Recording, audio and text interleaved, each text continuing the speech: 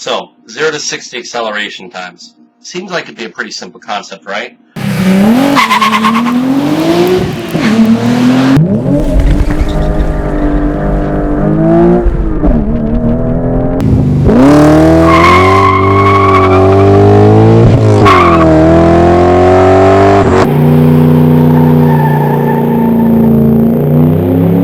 Well, what if I told you that when you read a 0 to 60 time published in Car and Driver, Motortrend, Road and Track, that they don't actually start the stopwatch until 0.3 seconds after the car is moving? You might be asking yourself, why? It doesn't make any sense. Why wouldn't you start the stopwatch when the car rolls? Well, it all goes back to a concept called rollout, and that has to do with how drag strips measure time. When you go to a drag strip, there's a light beam that crosses the lane that you're in. This is what activates the stopwatch.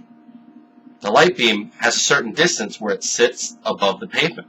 You drive until your vehicle, your front tire, breaks through that light beam, and then you're ready to stage. When the light turns green, your car drives through that light beam, and the light beam doesn't reconnect again until your vehicle has driven about a foot. Now this is, for all those into drag racing, this is assuming a shallow stage, and this is how most people are going to be doing it. I'm going to borrow my daughter's GT3 RS and a laser pointer here to demonstrate this in real life. So let's pretend that this laser pointer is the timing beam at the drag strip, and you can see the front wheel there on the Porsche. So once the car pulls into, let me line up the camera here. Once the car lines up and gets to the tree, all right, it will break the timing beam on the front of the wheel. You can see it on the wheel.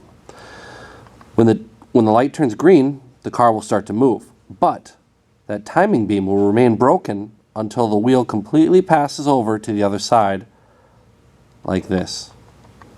Now the timing starts. So the car has moved in real life about a foot between when it lines up here and when the timing beam reconnects to the other side. So this distance that the car rolls between initially breaking the light and actually starting the timer is called rollout. And it's assumed to be about 12 inches based on where the timing beams are set up on a typical drag strip.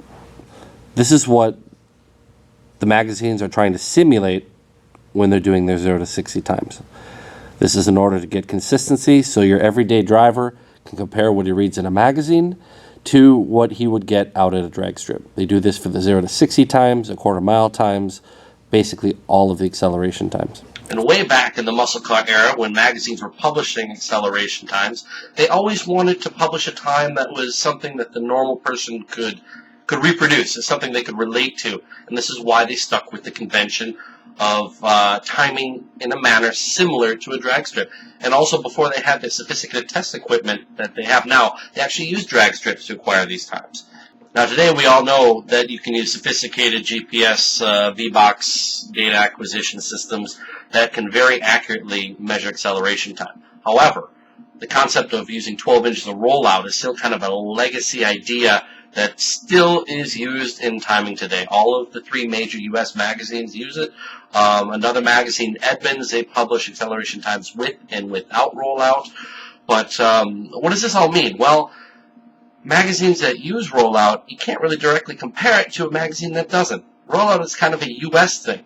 So if you were to open up a magazine in Europe and look at the acceleration times, you might wonder, they seem a little bit slower than what you see in the U.S. Well, that's the main reason right there, is they measure it slightly different. In Europe, they're going to do an instantaneous 0 to 100 kilometers per hour, 0 to 60 miles an hour, whereas in the U.S., there's that rollout delay that we always put in there. And not all manufacturers, when they publish their acceleration times, they all do it a little bit differently too. So a European car manufacturer, they're not going to have that rollout built in their time, which typically means that their time's a little bit more conservative than, let's say, some of the American manufacturers, which will publish drag strip times that have that rollout taken into account.